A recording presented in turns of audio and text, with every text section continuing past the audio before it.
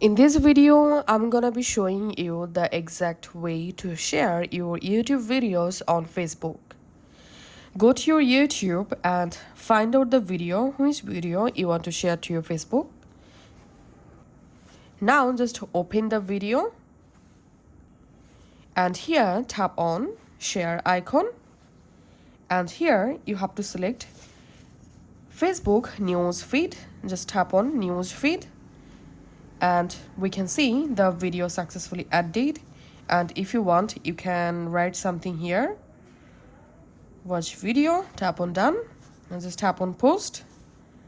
And it may take some moments to post the YouTube video on your Facebook.